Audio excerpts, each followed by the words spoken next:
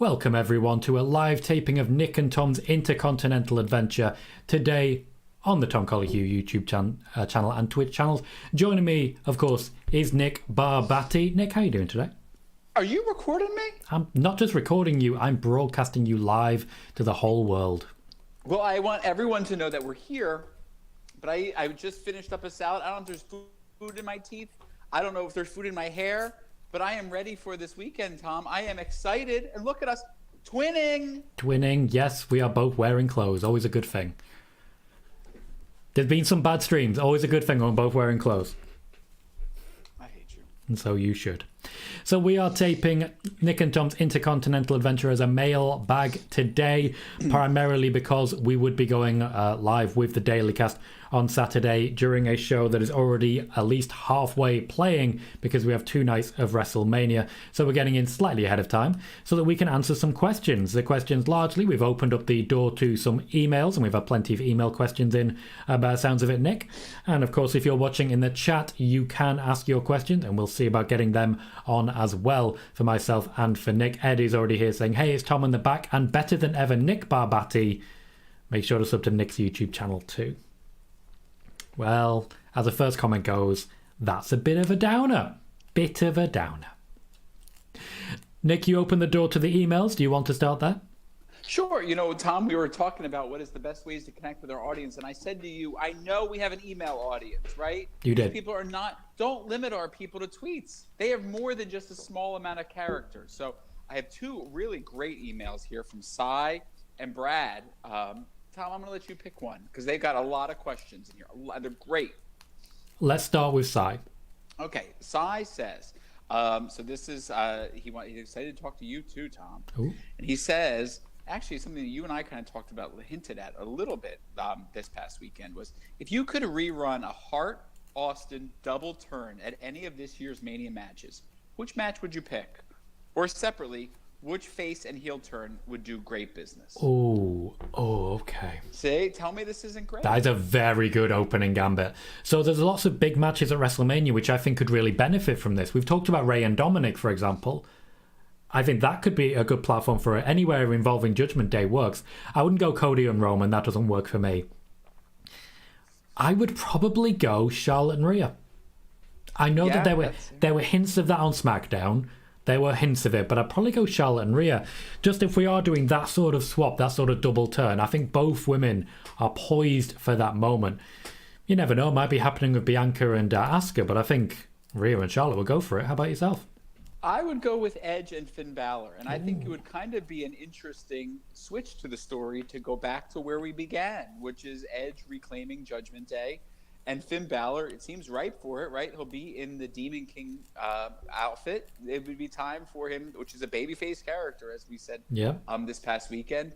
I think that would be the one that would maybe do some pretty good business again and would be interesting. Some of the other ones, I mean, it'd be really pushing it, although by the end of it, Cody and Roman might have an unintentional double turn. True, very true. A very fair comment.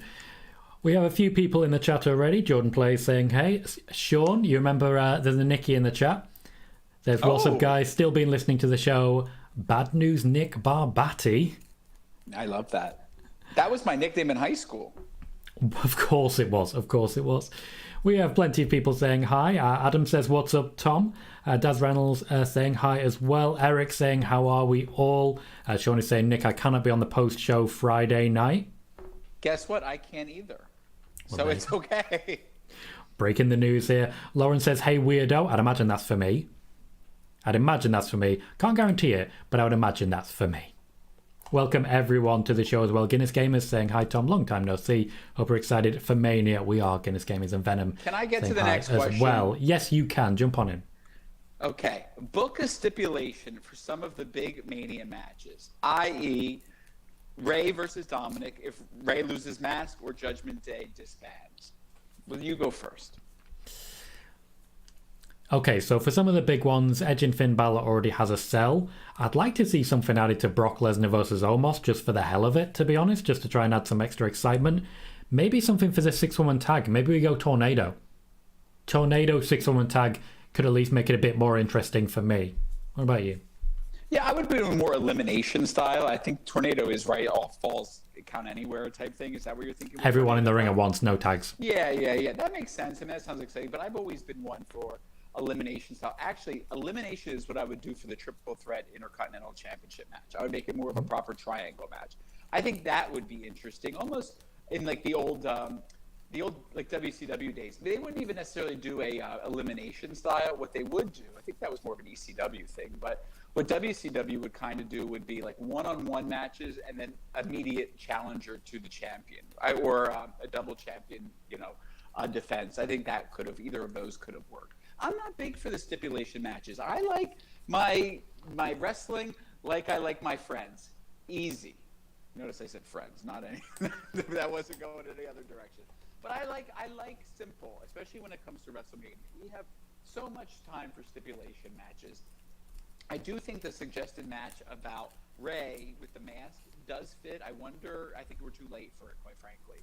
And I'm curious. It's almost like last year when we were entering into WrestleMania with Charlotte versus Ronda, which seemed poised for a I Quit match, but it wasn't. It was saved for Backlash. Maybe that's what we're doing here. But it would have been a good fit here. Would have been. I do feel it would have been, yeah. We are getting a little bit of a crackle on your audio. I'm not sure why, but I'll look into that and see if there's anything I can do on my side. Eddie's asking your opinion on Jay White. Do you know Jay White? I don't know Jay White, which is, interesting. But listen, that's more on me than it is on anybody else. I think, I'm not as familiar with a lot of from New Japan, correct, Tom? New Japan, yes, is where he's been wrestling most recently. Yeah, that isn't my deal. But if anybody wants to send me any clips or videos, happy to watch. I certainly can make some suggestions. He's got a lovely run of G1 classics, as it were. I'm wearing a Jay White t-shirt at the moment myself. There are rumours he may be making it to WWE or AEW soon. I don't want suggestions. I want clips. This is where you throw me off, because I'm not going to do something. You're going to ask me the same damn question in 2 weeks, and I'm not going to have a different answer, and I'm going to look like I'm understudied. I didn't ask you the question in the first place. I didn't ask. Oh, well then why am I yelling at you? That's up to you. I mean, you just sometimes like yelling at me. Sean says, thank God, but I have to say I'm way more into Cody and the storyline with him than you guys are. And I think Cody should win because the Bloodline doesn't need the titles to tell a great story. We have gone in a little bit on Cody, and I stand by statements that we've made previously. The Bloodline doesn't need the titles to tell a great story. I agree with that, but I do think it would definitely help. Yeah, I mean, we delved into this past weekend. I mean, it's wherever you see Cody fitting in terms of being the big hero of your WWE fandom. To me, it hasn't reached the level where he would be the fitting heir to the Roman Reigns throne. I think there could have been a lot more intentional work that could have been put in. I think it was a failure right from the Royal Rumble positioning of having him come in at number 30 that already undercut the ability of being seen as some real rabid babyface. And I think I stand by that, especially on the backdrop of Sammy and KO. It just didn't reach that level of satisfaction for me. How's my audio, Tom? We do still seem to be getting a bit of crackling. I'm looking at the different options now to try and fix it. To be honest, at the moment, I'm not sure what we can possibly do with that if it's coming through the feed, but we'll explore some different options. If there is an option to change your microphone setting, that may be a help because you have the headphones in. It may be a little bit confused. I'm just going to take them out. If that works for you. So again, not sure. Can't hear a word you're saying now. So it has changed your microphone. If you're able to go into your settings, just check. We do still have quite a few things coming in. Venom is asking if we think Sheamus leaves with the IC title. We have already shared our predictions, Nick and Tom's, via this week. That was a Saturday show, as it were. That was our last show. There are still plenty of really exciting matches and opportunities when it comes to title changes as well. We'll certainly run through some of our predictions once we got through some of the questions that we have as well. Venom have already seen Raw. After all, WrestleMania is coming up very soon. We have to stay as up to date as possible. We have a hello from Noob. Horsey saying, evening fellas, hope all is good. Sean believes Raw was pretty solid for what they did. The Theory promo was very good as well. Now, Nick, we do have some questions in for you particularly. There's one just for you. Eric saying, Nick, how did you get into wrestling? It is still not recognising your microphone. I hope everyone's enjoying the visual. Oh, we just lost him entirely. Hope everyone's enjoying the visual of Nick losing his mind right now. Of course, if you're not watching via that visual, it may not be exactly what you're looking for. He is rejoining the system as we speak. I may need to cut this one out of Nick and Tom's. I don't know whether to be here or here, but the actual audio podcast, when we send it in, undoubtedly this has it cut out. I do apologise to anyone who's currently trying to watch and experiencing some issues with it. Nick, go ahead. Am I back? You are back. Thank you. Okay. How did I get into wrestling? Is that still the question? That is still the question. We have no audio issues. Go for it. I gotta tell you, my neck looks really good right now. I got into wrestling. My father was a wrestling fan growing up, a big Hulk Hogan fan, but always like Bruno Sammartino, that whole thing. I'm an Italian from Jersey. I mean, that's the bloodline that I come from, is the fandom of Bruno Sammartino. So I was born in February '85. That was like peak Hulk Hogan, really, like in earliest times of WWF. And my earliest memories of life were SummerSlam '88 and '89. Tom, you've heard me say that in the past. I was like, the guy across the street was a year older than me, so he went to school before I did. So I remember sitting waiting for him to go on the bus so that I could borrow his SummerSlam '89 thing. I watched Sherry get her hair cut. I mean, that was wrestling to me, and it never wavered. We have Ghost saying, hello, Tom, Nick, and chat. Hope everyone is doing well. And Omega just shouts your name at the top of his voice. Venom is asking, Nick, do you watch NXT? Pop in and out. I love Carmelo Hayes, though. That's the right name? That is the right name. Don't you worry. That is the right name. Let me say this when it comes to NXT. I like the major shows, and I that's what I have patience for, I guess you could say. But I think he is a shooting star above the rest. I worry about Braun Breaker. I think it's gone on way too long, almost to the point of feeling like intentionally going on too long. But Carmelo is the one. To the point where I don't even know if I would give him a run with the championship. I would say he's just needed on the main roster. I told you, Tom, this weekend in particular, I'm troubled by the outlook in these matches for some of our wrestlers of color. I think that there is a need to diversify the top tier of the WWE wrestling wrestlers that are there, that are at the championship level. And I think he'd be a tremendous pick for that. I completely agree with everything you've said there. Braun Breaker for me has gone too long, but with someone with the talent of Carmelo Hayes, we need to get him up. We need to get him up now. Daz Reynolds is asking, do you think Jake Paul will help Logan Paul at WrestleMania? I don't care. Fair enough. He didn't show me anything when he came out at the Saudi Arabian show. I know you didn't see that, Tom, but he was just, I mean, I don't know. It was kind of like, did I ever tell you my theory about if I die, God forbid?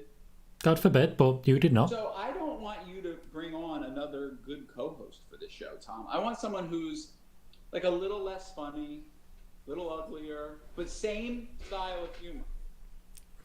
Danny Pellegrino is a podcaster. He made a joke of this school of thought. Like, I don't want you to find someone completely different from me, because then I'll know that's what you really wanted all along. And so that's what I thought about this other Paul that came out. He wasn't as cool as the Paul we had. So it's like, why do I want the little trolly little brother? I want the other brother, the one that flips and flies, right? No, I'm with you. One more question before we get back to your email questions. Eric says, Nick, who is your favourite character during the Invasion storyline? The Invasion storyline was very problematic for a lot of different reasons. My favorite character was the brief existence of ECW. It was Paul Heyman. It was that one Raw where the ECW invasion happened and then it merged to the Alliance at the end. That was one of my favorite Raws of all time. And I think that so much bad happened afterwards that it's easy and rightful to say that it was a flop. But for that one night, at that point, Tom, I was 15 years old. I thought it was the coolest thing in the world. And for me, the entire Invasion storyline was worth it to have that. Let's go back to the email for now. Ask a couple of questions there while things keep stacking up on our chat. Assume Mania doesn't go well for Roman, and he takes an extended break. This is still side, by the way. Who would you find Heyman to work with? Current main roster or NXT?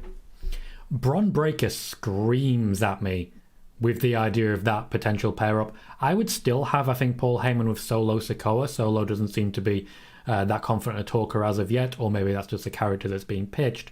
I worry it'll go a little bit Curtis Axel, but I still think Solo and Paul Heyman could work well together.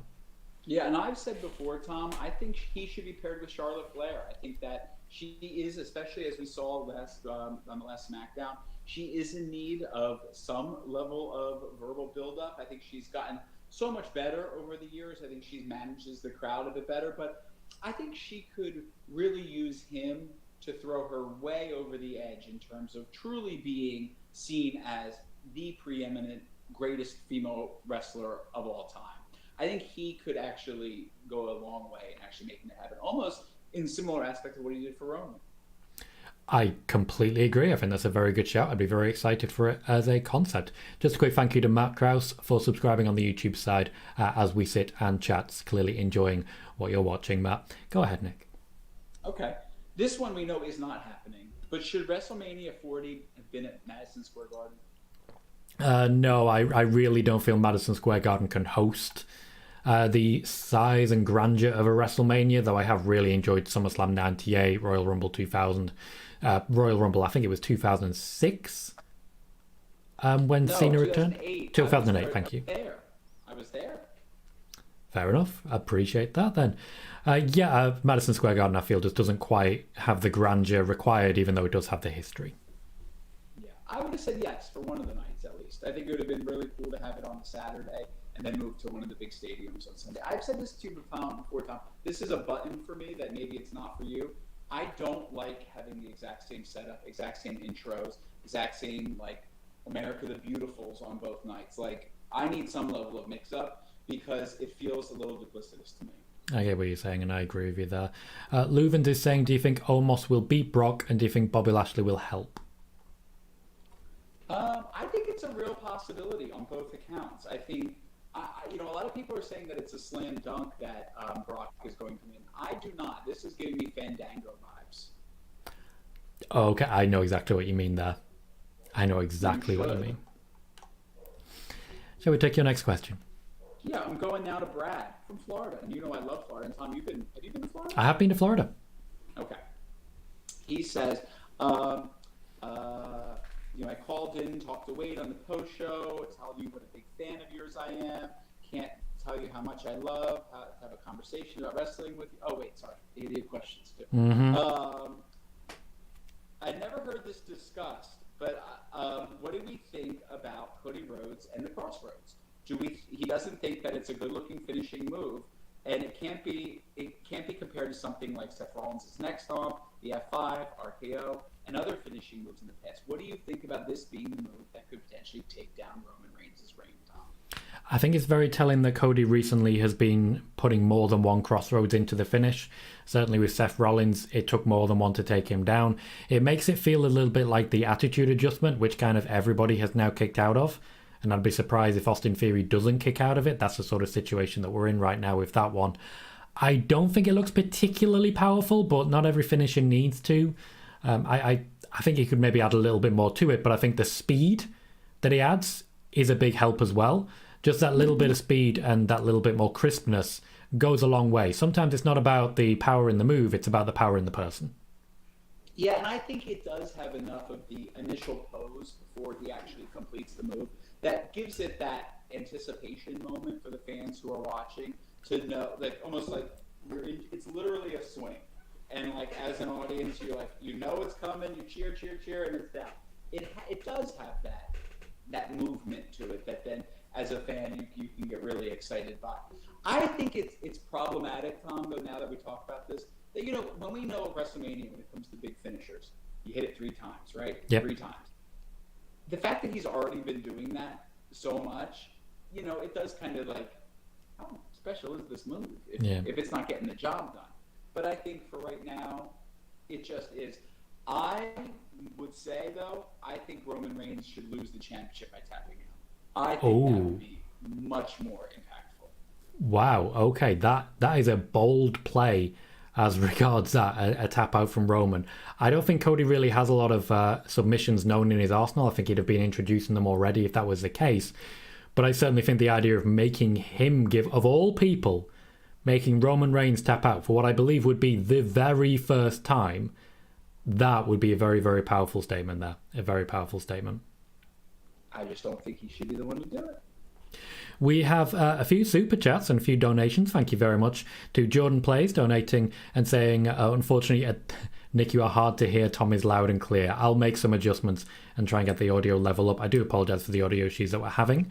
Matt Krause, who has just joined on the YouTube side, has also given a donation saying that I feel like it's too early to dethrone Roman. I think there is too much meat left on the bones for Roman with the title. The title's too important to his character, and don't you think Cody needs to overcome more adversity? Personally, I do feel this particular feud is not the one, but unfortunately I think the WWE is still going to pull that trigger. I think Cody does need a lot more meat on those bones himself. Meanwhile, we still have the implosion of the bloodline to come, and I know that both of us have different opinions on who should be the champion at the end of it, but I don't think Cody is either of our first choice. Nick? No, but, Brad from Florida has a very similar sentiment. I mean, what the scenario he's posing is that he loses the title under nefarious means, and then it becomes a chase for him getting that remade match because Roman at that point is under no obligation to give him one, and that leads to a SummerSlam match. I mean, Tom, let's talk about that timeline. How does that work for you in regards to you feeling like maybe that's enough of a hurdle for Cody to go through? I would certainly think that's a bit more of a hurdle. He needs more time to sort of show us a personality. And I don't mean like define individual parts of his personality. The only thing I can say about Cody Rhodes since his return to the WWE is what Roman has told me about him running away from Stardust, about him running away from AEW, and about the fact that his dad's Dusty Rhodes. There is a hell of a lot of information about Dusty Rhodes that we're learning. Nothing about Cody. Nothing whatsoever. So I do feel he needs more time if it's going to be Cody. Personally, I'd be going with Jay at SummerSlam. Yeah, well, you know how I feel about this. I do. I mean, it's tough because I also think, and Brad had brought this up too, is, the Usos of it all is a very interesting part. It will be interesting to see how the night plays out if the Usos lose the championships on night one, or even just flat out before Roman's match. Because that does add a level of intrigue. Like, it's interesting. It almost feels like, Tom, we would be skipping chapters if they lose the championship and Roman loses the championship, right? We're supposed to almost like be trained to have the experience of the Usos lose the championship and then they're punished by Roman, right? Yeah. But we're not having that. And I think that that's a missed chapter in this whole thing. So do you foresee both acts losing their championships on that night? Personally, I do. I think the bloodline will be devoid of championships once we first see them after WrestleMania. Wow. That's how I see it going. I see 6 belts vanishing entirely and the bloodline being left with absolutely nothing. Wow. What's next up on the agenda? Me? So we're going to go back to Sai, all right? Sai says, pick a major angle, return, or main event for the WrestleMania Raw next Monday. Ooh, okay, so Roman would still be available, but I wouldn't necessarily give it to him. If we still have John Cena, my immediate urge would be to throw John Cena into a match with maybe Roman Reigns or something like that. But there is plenty more that they can do. Let's establish someone new. Let's establish some new challenges. I would go a victorious Finn Balor after defeating Edge at WrestleMania, challenging Cody Rhodes. Okay. So I'm in a very similar situation as the way you're saying. I would have John Cena win the United States Championship at WrestleMania and then lose it to a debuting superstar on Raw. Is it Braun Breaker? Maybe. Is it one of these folks? I don't know. Can you help me with the contractual status of Jay White and Kenny Omega? Jay White currently contractually available, negotiating with WWE and AEW. Kenny Omega locked into AEW for at least a few more months. Jay White defeats John Cena. I don't even know him, but I know that's the play to do. It would certainly get the crowd going. I also would love the idea of Logan Paul defeating John Cena in the main event of the Raw after Mania. Okay, so now that I don't like. I know, but I just wanted to point it out. Matt has given another donation. Thank you very kindly for your generosity, Matt. Says, do you think... I have Venmo people. Well, then you've got to plug it. Let people know. I'll put it in the description. No. I'll put it in the description. No, Tom, I feel like when people put those Venmos in their anything. It's insinuating something dirty. Matt says, do you think Solo awkwardly telling Roman he's funny at the end of the Goodfellas parody was an Easter egg for something down the line with Solo costing Roman? Have you seen the Goodfellas parody? I thought it was just fabulous. And listen, I'm much more of a Godfather fan than a Goodfellas fan, and I want to hear what the people in the chat feel about which one, Godfather or Goodfellas. More people nowadays seem to really love Goodfellas because it's a little faster paced, like we all are as a society. Oh my God, how good was that? Tom, have you ever seen Goodfellas? I haven't seen the film, but I very much enjoyed the parody. Oh, I mean, talk about a perfect scene. I love it. But let's talk about Solo, about is it an Easter egg for the future? I really like the role that Solo plays as being almost like the pillar that you know won't fall. And actually, he is the one who I wouldn't have turn on Roman in any way, ever. I wouldn't, every family, and again, they're not Italian, but they're very much positioned as that mafia thing, has the one cousin who just he's completely unfazed by it all and will be eternally loyal. And that's what Solo is to me. He is that pillar that you just know will always be there for Roman. And I think it should stay that way. I very much agree with you on that one. Traffic says, give us a double turn. Cody becomes a leader of Bloodline. Just joking, or maybe I'm not. Sean says, Jay and Roman will be a feud, but for me it just doesn't need the title. And Cody won't be a heel for a while. I agree with both of those as well. There's quite a few chat as goes about Finn Balor, for example, saying lost some credibility, but I'm sure after WrestleMania that may come back. And Sean wants Austin Theory to keep the title. He's doing a great job and a future star. Wiggly also suggests main event Raw after Mania for Cody versus Cena, which certainly is a combination of some of the things we're suggesting there, would certainly draw a lot of eyes. I tell you, that one. What questions have we got lined up next? No, we're done. You said you had so many. Well, I went through them really quick, Tom. This is why you don't let me host. That's correct. This is why I don't let you host. Because and I condensed, I moved faster. Tom, let me ask you this though. There's quite a bit of steam it seems like picking up over the potential of Trish Stratus turning heel.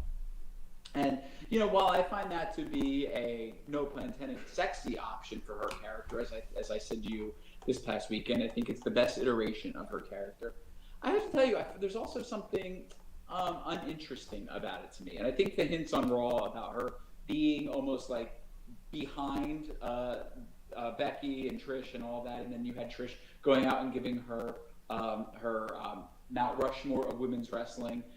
I mean, are you excited to see her back? Does this do anything for you? Does this even matter? What is the story with this? I can't pretend to be the biggest historical fan of Trish Stratus. Most of what I watched, she wasn't really a quote-unquote wrestler at the time.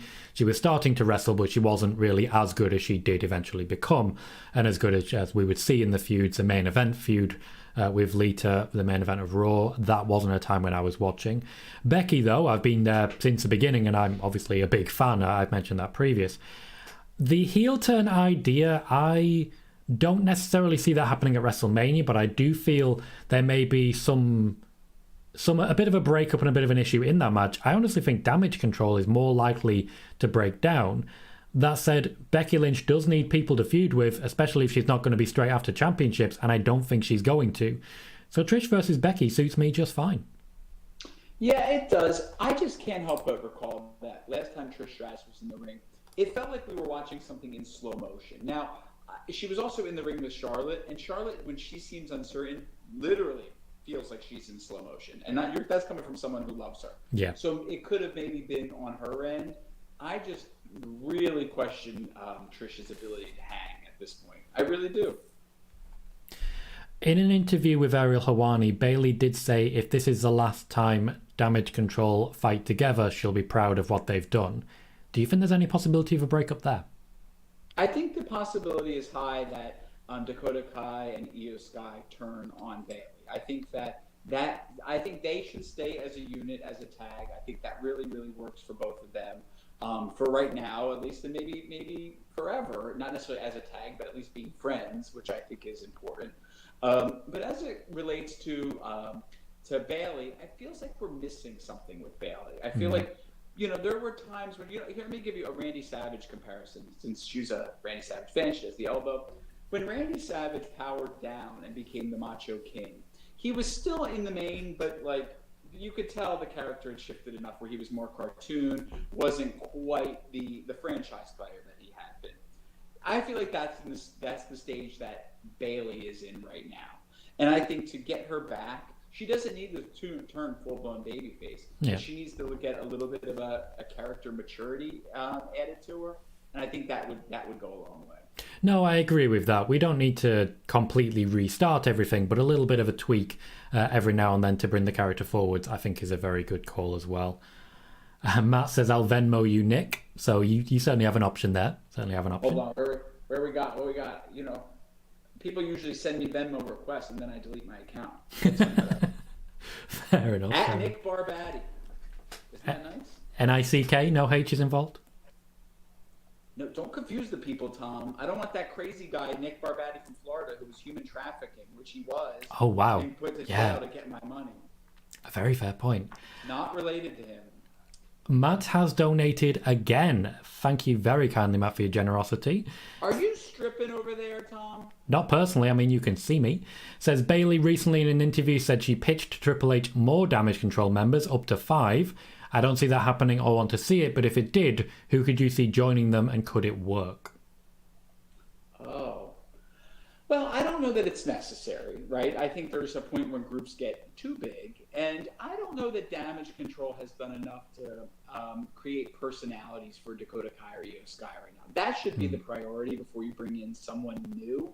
I actually think Damage Control would benefit from maybe bringing in male characters, like a Austin Theory or someone who could come in and just be paired with them. Why does it always have to be all male ensembles with like one female? Why can't it be the reverse? And I think someone like him would really benefit from having some added personality and movement around him. I think that's a very fair point. There's a number of people you could add who don't necessarily fit the mold that's obviously been put forward, who aren't what we necessarily expect, who aren't exactly what Bayley would herself choose. And I certainly feel there are people who could benefit from a faction who don't necessarily fit that mold.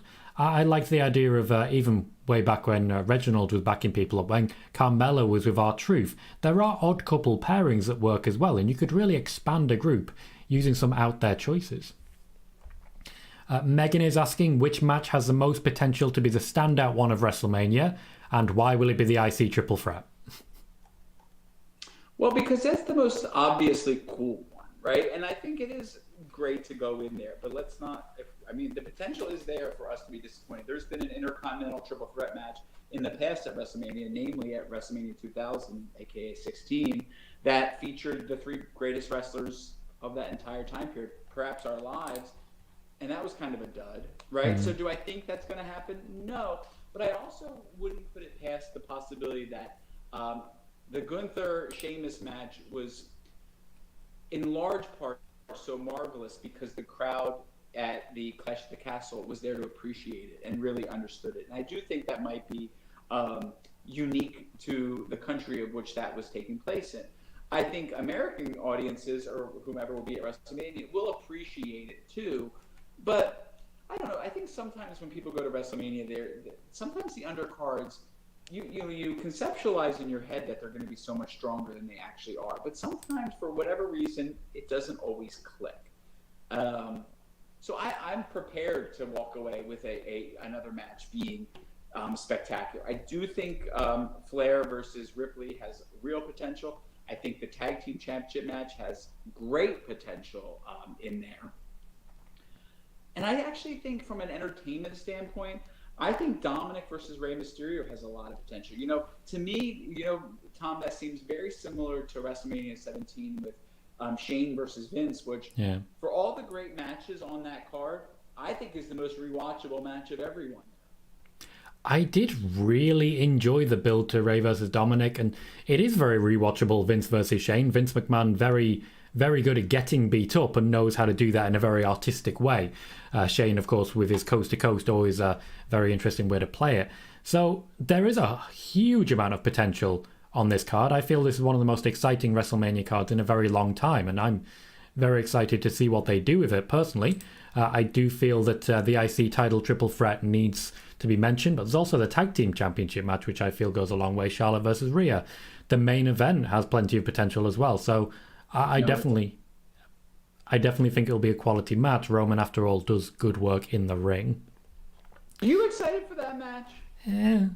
I'm not excited, No. but that's how I feel. The build, I feel, has not been good at all. I've not enjoyed the build, but I still think the two of them could put on a good wrestling match. Are you recording me? I'm broadcasting you live, Nick. We've been over this. Jordan says, do you guys think Theory loses to give Cena title number 17, if that's what it's all about? Now, firstly, Jordan, I want to say thank you for your donation. I very much appreciate it, but it would not be title 17 as it's not a world championship. Do you think Theory loses, Nick? I do. I've said this. What do I need to speak it in Swahili at this point? Yes. Not everyone watches the same shows. You do not think he's going to lose it? No, I think Austin Theory is going to win and retain the championship. So, but if you're booking it, okay, here, let me say, okay, Paul Levesque calls you. Ring, ring, Tom. Yeah? Tom. Yeah. That's how you answer if Paul Levesque calls you? Absolutely, yeah. Okay. Tom. I'd be confused. I'd need a name. I'd need Triple H. I'd need Triple H. I'm old school. Hey, Tom, it's Triple H. That doesn't sound like Triple H. Who are you? Who's lying to me down the phone? I need you to book a conclusion to the very first match on the first night of WrestleMania. Okay. John Cena versus Austin Theory. Got it. What are you doing? I'm having Austin Theory win clean. Oh, you're such a pain in the ass. That's what I'd do. You asked a question, I gave you the answer. No, you would not. That's exactly what I would do. That's exactly what I'm predicting. That's exactly what I want. Put over the new generation. Austin Theory has a lot of John Cena in his DNA, I feel. It's the beard. You always like beards. I do always like beards, that's very true. Many, many disappointing moments when I'm on a stream with someone and nobody's rocking a beard. What is the point? What is the point? Matt has donated once again. Thank you very kindly, Matt, for these continued donations. Said, would Theory benefit more from losing at Mania and then beating Cena shortly thereafter to regain the title, earn Cena's respect over a little longer a program than just beating him the once? Personally, I do like the idea of a bit of a longer program, but I do think WrestleMania in itself will be a bigger individual moment for Austin Theory and put him more firmly onto the map. Nick? Yeah, I mean, he's at a really vulnerable point where, you know, a loss to John Cena could be really damaging to him, right? It really could be, defining him down and whatnot. But a win over John Cena feels oddly unearned for me and doesn't quite match where he has been. So I don't know.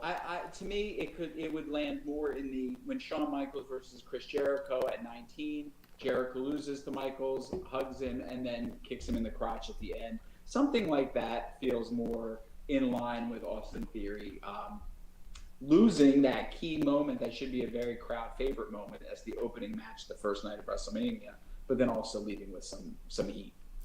I get what you're saying. I like that as a concept. I do feel that's very fitting of the Austin Theory character. I also think that'd be a great moment for Rey and Dominic to have, regardless of who wins, just having that hug and then the low blow. That would be a lot of fun for me as well. I wish Vicky Guerrero was available for this Rey versus Dominic. Same. She does too. Yeah, I do feel leaning more into the whole Eddie Guerrero of it would be a big help, just to really get these individual characters a bit more over. But at the same time, Dominic's doing fantastic work, so I wouldn't really like to distract away from him at the same time. It's a difficult one because I do feel she would add something, really add the Guerrero connection, but I don't want to take away TV time from Dominic when he's doing such good work. But you're thinking she would come back as a heel. I think her as a babyface for a Rey would be really, really interesting. Okay. I didn't really consider that one. Yeah, I mean, almost like a who are you to use my husband's legacy kind of. I think it's interesting. That's a good shout. I don't hate that as an idea. Very true. And don't be surprised if it doesn't happen. You heard it here first. Luvens is asking about Omos's chances against Brock Lesnar. Yeah, they're high. They're high. Don't be surprised. You know, like I said, apart from just the Fandango moment, you can tell. By the way, there's momentum for this match. I mean, hate on it as much as you might. It really, I don't know. I think the segments were. I thought last night's was very good. I think they've done so much to get Omos to a point of being impressive to the average eye. when you watch these shows. And actually, I feel like Brock enjoys being in the ring with him. So, I think if Brock had been on more of an active string of wins, this would be it would be more interesting to have Omos potentially win the match. But I think because Brock's been losing so much or just not winning, he needs the win to still beat Brock Lesnar. I really feel that way. Otherwise, since he turned into Cowboy Brock, he's just been a loser. I agree with that. It's strange to look at Brock Lesnar in this light, but you're right, he hasn't been winning matches.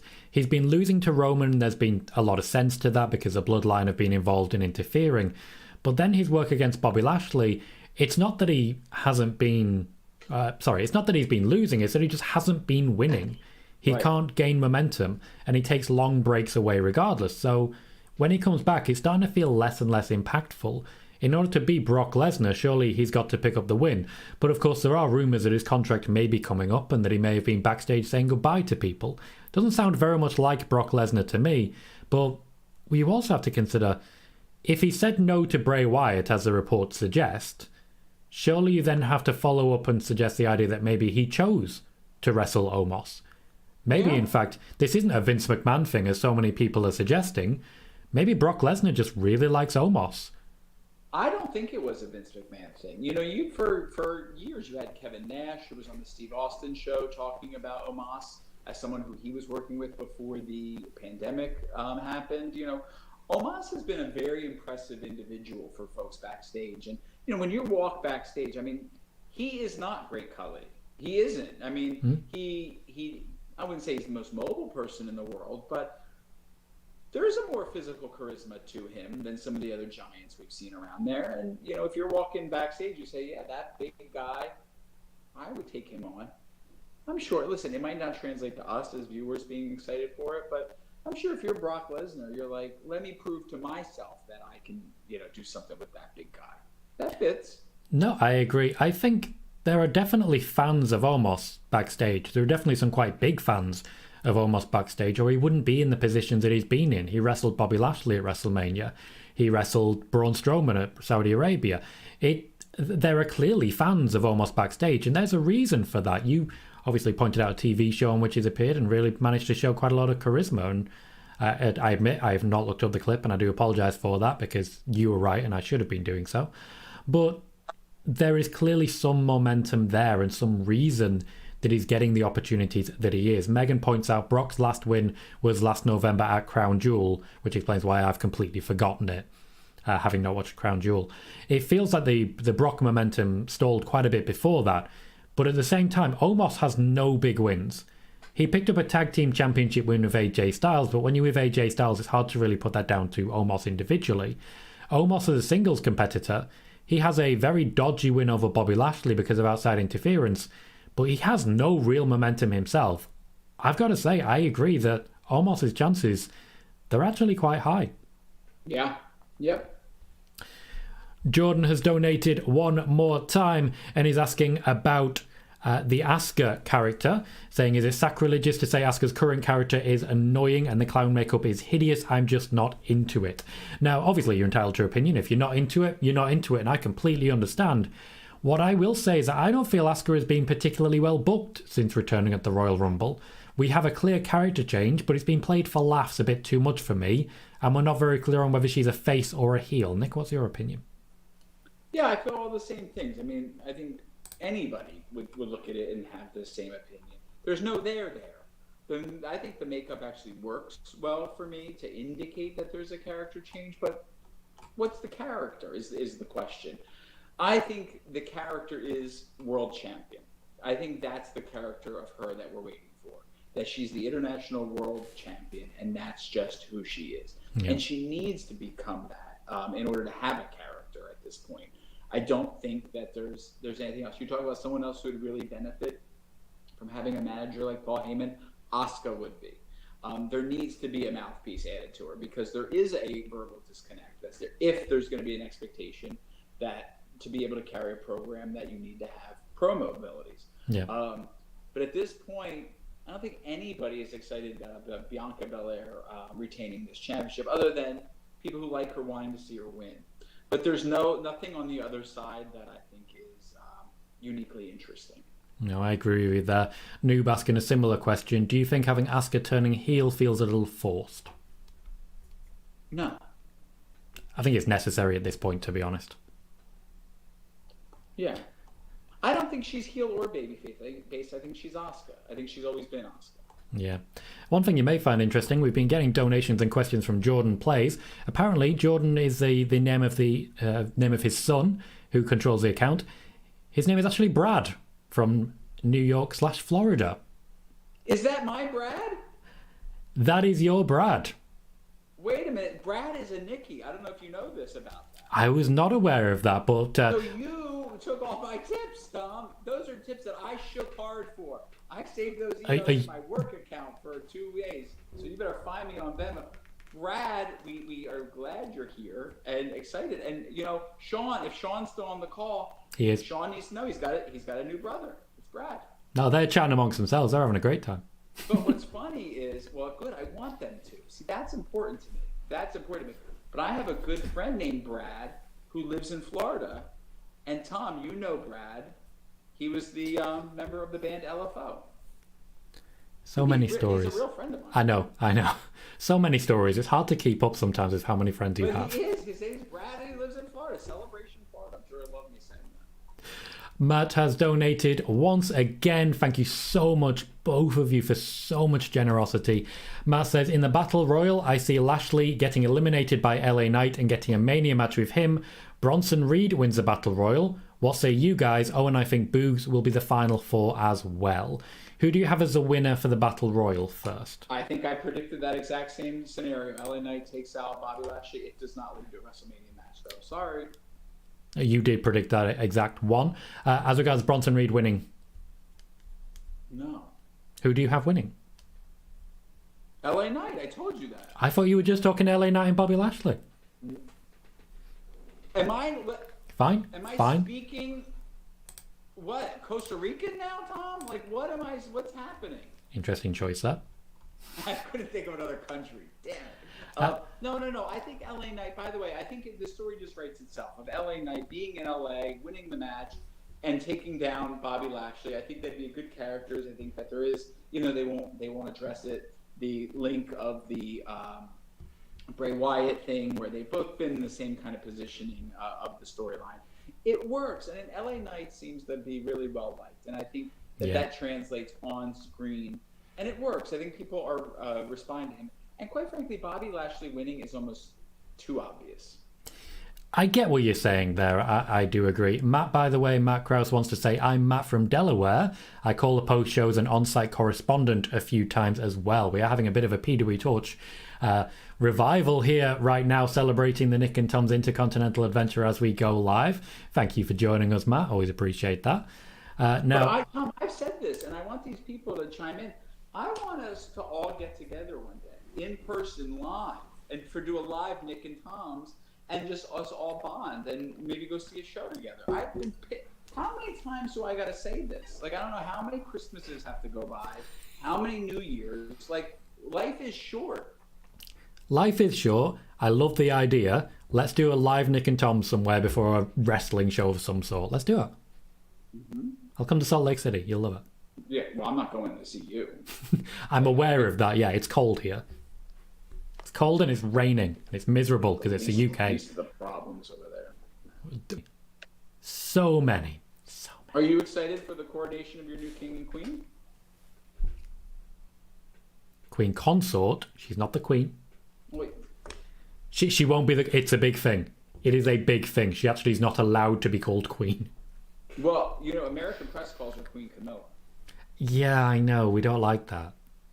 Yeah, which is why we do. I know that's why you do it, yeah. Classic. The countries don't really get on, do they? They pick their battles. They pick their battles. Oh, we have quite a lot of love in that chat. So there are a few different matches we haven't really covered at much length.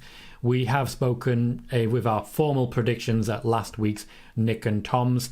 As regards this one, you will be watching it if you're watching it. Well, sorry, if you're listening to it on the live daily cast, you will be already well into the build. The Hall of Fame will have already taken place.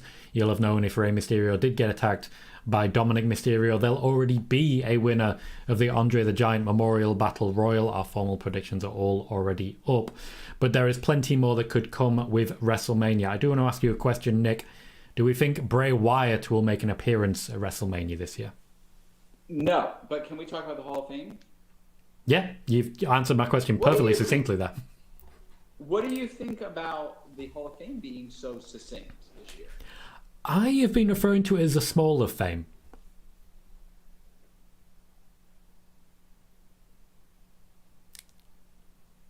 You're just disgusting. I know, I'm really proud of it, and I really shouldn't be. I think this really works. So here's what I did last night. I couldn't sleep. I woke up in the middle of the night, tossed and turned. Do I need to know this? So to put myself to sleep, I started counting who is left that could be headliners, and I got to 20. Really? 20 headliners. Yeah, and if this was still under Vince's watch, they'd all be done in 5 years. That's true. I like that this plays out. First of all, they're not in need of selling out anything, because I think they're just doing it right after SmackDown, right? Yeah. So they don't need to sell out a show. They're not really dependent on, it for subscriptions and all that kind of stuff for the old WWE network. And I think, it just maybe 20 years from now when we watch what we would have known as DVDs now, like documentaries on whatever medium we're watching it, when it said WWE Hall of Famer, it'll mean something because not everybody would have been. And I think, Stacy Keibler is not someone that I would have picked for this role. I would have more picked Victoria over her. I think that seems due. Mm-hmm. But Ray is still an interesting choice as a headliner at this stage in his career for me. I do think it is ripe for an angle. But almost like at that point, is it even going to do anything? It's so late in the game. I guess so. I don't know that that's entirely necessary, though. We are getting competitive donating right now. Jordan with a further donation saying, I know Tom is not... I'm literally getting no Venmos. None. Yet. Well, don't show your... Stop showing too much of your life. Wait, am I not allowed to show a phone? Well, you can show whatever you want. Just be aware of the risks that may entail from that. Come on, calm down. Wait, who's going to rob me? Shawnee ain't getting nothing. Okay, well, I've seen no Venmos. I see that. That's fine. That's fine. I'm getting donations. Jordan says, I know Tom is not watching. Nick, will you be watching NXT Stand and Deliver? Yes, I will. But I'm going to be late, as this is why I can't go to, can't join the post show. As Tom knows, a good family friend of ours, mother passed away recently of cancer, so I'm going to a memorial service, which is why I'll be driving to Baltimore and back. So I'm going to be watching a little bit of a delay, but I'll be there. I'll be checking it out. I'm excited. I like NXT. I really do. I don't feel compelled to watch it, obviously, on a weekly basis to remember the people's names so well, but I like the show. I think that's a big help, knowing that you can dip in and out of NXT, and because it's mostly focused on the wrestling, you don't really need to follow the storylines too much. Yeah. I essentially watch Takeover to Takeover, and that's kind of all. That's okay. Yeah, it works though, because you get very high quality matches, you know basically how people are getting on, and you get great matches like Carmelo Hayes versus Ricochet, which was an absolute barnstormer. We know it's going to be good for Carmelo Hayes and Bron Breakker, and I want to be clued up as to who's coming up, and that's kind of all I really need. Can I ask you a question? Of course. So I get excited about the concept of NXT. The concept, I'm not saying, I'm not pretending like I'm a fan or whatnot. Do people still care about AEW? I would say that they do, but certainly not as rabidly as they once did. I don't hear about it at all anymore, Tom. No. I used to report in every time I would tell you and the students of the college I work at, and I don't hear a peep anymore. Not since Vince left. And really, it's the implosion of CM Punk. Yeah, that I feel is the one that hit it hard, and AEW really, really hasn't recovered. Sean is still here, says, Nick, hopefully can get on a post show sometime soon. I need to be on another podcast for you guys. The first one was so fun. It was fun. And nobody, I don't know if you know this, Tom, nobody's heard from Nick in Brattleboro. Literally says the next part from Sean, I hope Nick from Brattleboro is doing okay. Hopefully he is. I do too. I hope he is okay. No one's heard from him in a long time. Well, hopefully we can get back in touch, because he was part of that podcast. It was, I believe, around New Year's time. Christmas. Day after Christmas. Day after. Yes, of course it was. And that was a great time. Probably our most, our longest show to date as well, because there was just so much to really be diving into. On that, though, we are approaching the hour, so I'm going to wrap us up. This has absolutely flown by. I will say that. We may need to do a few more mailbag episodes if we continue to get so many emails and so many comments and so many generous donations. Thank you once again for those. Nick, where can people find you? Apparently on Venmo at Nick Barbati. And they're going to find me on Twitter at Nicholas Barbati. They find me on the Tom Colohue YouTube. And they just find me. I'll be performing in Atlantic City in 2 weeks. Almost just about 2 weeks. Better learn my lines. I am going to look into a bit more regularity for these, certainly if you're interested in this, Nick. For example, a pay-per-view preview show once every pay-per-view on the Tom Colohue stuff. Yeah. Yeah, just want. What do I have to do? Here, you want my arm, Tom? Here. Well, essentially, I just want this, but more regularly, because I have a great time doing them. Yeah, it's like regular sex. Sure, why not? Wow. Okay, we went there pretty quick. Matt has donated again, saying, assuming KO and Sammy win, do you think the Viking Raiders win the 4-way and are their first feud? If not, who wins the 4-way? On the women's side, I see Ronda and Shayna winning and then winning the tag titles. No, I have Street Profits winning the tag, and I think they would be a good first opponent for KO and Sammy. And I say that because, as I said to Tom previously, to me it's important that when the Street Profits move away from each other, they do it at a point of strength. And I think them winning at WrestleMania to remind everybody of how important they are would be a good way of doing so. And what was the second question, Tom? The second question is, actually who wins the 4-way if not them, but you've already answered. No. There was something about... On the women's side, I see Ronda and Shayna winning and then winning the tag titles, possibly by aid of a heel Trish. Okay. Matt sharing his opinion. We are going to wrap up there. This show will be live on the PWTorch Daily Cast on Saturday, and we'll make sure to get more content like this for you soon. But in the meantime, we will be wrapping up. I've been Tom Colohue. This has been Nick Barbati. This has been Nick and Tom's Intercontinental Adventure, and we'll see you very soon.